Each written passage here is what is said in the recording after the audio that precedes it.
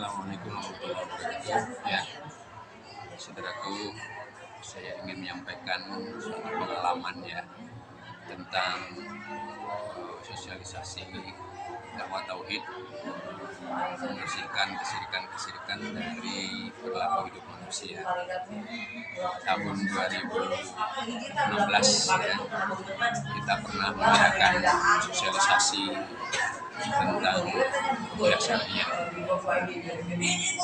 dan ketika itu kita sedang menyampaikan pentingnya dakwah tauhid atau kembali kepada akidah penyembahan hanya kepada Allah dengan tidak mempersekutukan suatu apapun di dalam beribadah. Nah, ketika kita sedang sesi pembekalan tauhid, pendalaman tauhid, dan juga menyampaikan sosialisasi, tiba-tiba ada jamaah baru yang terlambat datang, dan itu 2 orang kakak beradik laki-laki dari perguruan tinggi terkenal di Bogor. Singkat cerita, sebelum pemuda ini datang, saya mendapatkan informasi dari salah seorang ustadz pembinanya di kampus, memberitahukan bahwa di antara mahasiswanya akan ada yang datang ya, karena kondisinya apabila melaksanakan kuliah tiba-tiba kemudian tanggung atau kehilangan akal, atau istilah kita adalah kesurupan. Maka kemudian ustadz itu memberitahu bahwa hari ini mereka berdua datang untuk mengikuti sesi ruqyah syariah. Nah, karena itu kemudian kita terima, tetapi tidak telok tiba-tiba anak ini kemudian kesurupan. Lalu kemudian kita minta kepada para jamaah dan panitia untuk mengisolasi lebih dahulu. Baru setelah selesai sesi pelatihannya atau pembinaannya, maka kita kemudian terapi bersama-sama dengan yang lain. Pada saat terapi itulah maka kemudian di dalam tubuhnya ada kakek-kakek yang mengaku bahwa dia sudah ada di dalam tubuh anak itu dia sejak kakeknya meninggal, karena dulu ada perjanjian dengan kakeknya untuk melakukan penjagaan seluruh usaha dan keluarganya dari segala keburukan. Dan ternyata kemudian dia tidak mau keluar dari tubuh anak itu ya, kecuali meminta tumbal tubuhnya.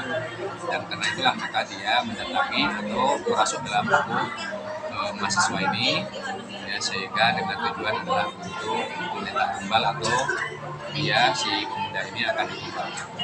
Tapi kemudian kita tidak percaya begitu saja, lalu kita terapi dibacakan ayat-ayat Al-Quran bersama dengan yang lain, sehingga kemudian dia menyerah.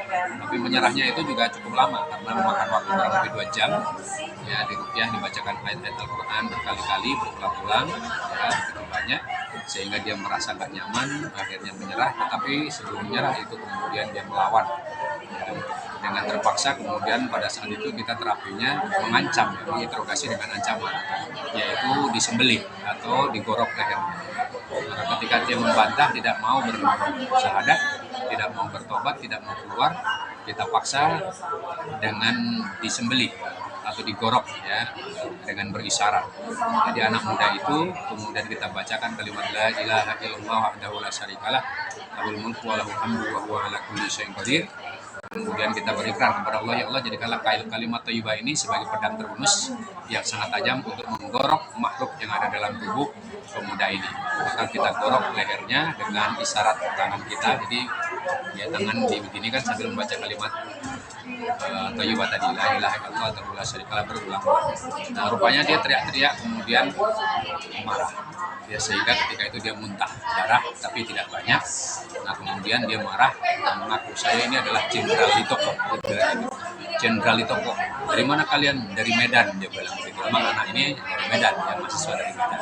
Maka kemudian kita eksekusi lagi. Saya tidak terima, kata dia, si Jenderal Litoko ini, karena permaisuri saya sudah disembelih Nah kemudian kita, kalau begitu kamu sekalian, ya, walaupun kamu jenderal apapun, kita akan sembelih sekalian untuk menyusul istrimu kalau kamu tidak memperlakukan baik-baik. Maka kita akan sampaikan kalimat lagi, la ilaha illallah wahdahu la syarikalah, lahul mulku wa lahul hamdu wa huwa ala kulli syai'in qadir. Kemudian dia nyerah, iya saya kalau gitu keluar aja. Ya sudah, kalau gitu kamu baca syahadat dulu, kemudian kalian dengan baik-baik ya, pergi dan meninggalkan tubuh anak ini, dan jangan kembali lagi meminta tumbal apapun kepada siapa-siapa di antara keluarganya. Maka dia kemudian menyerah setelah mengucapkan kalimat syahadat, dan anak ini ya muntah ya begitu banyaknya, sampai kemudian disediakan kantong kresek kurang lebih 4 atau 5 kantong kresek, seluruh isi perutnya kemudian dikeluarkan. Nah, setelah itu anak ini kemudian sadar, dan alhamdulillah atas pertolongan Allah, atas mukjizat Al-Quran yang dibacakan berulang-ulang secara rame-rame seluruh jamaah dan itu, kemudian anak ini menjadi sehat. Nah itulah kisah ya tentang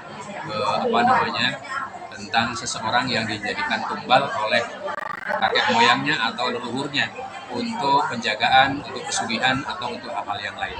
Maka oleh karena itu ini perlu kita sampaikan kepada umat supaya tidak terlibat dalam hal-hal kesyirikan seperti itu. Karena Rasulullah pernah bersabda, sesungguhnya mantra-mantra, tiwalah, ya, isim-isim, gelang penangkal, atau ikrar-ikrar, ya, penyembelihan ya yang dipersembahkan untuk selain Allah, maka itu adalah kesyirikan, dan setiap kesyirikan itu akan menimbulkan keburukan dan akhirnya bisa menimbulkan musibah atau penyesalan yang abadi. Mudah-mudahan bermanfaat, karena sesungguhnya hidup kita ini harus menjadi orang yang bermanfaat, terutama bermanfaat dalam diri kita sendiri untuk beribadah, menyembah, berbakti hanya kepada Allah Taala dengan memurnikan ketaatan kita kepada-Nya.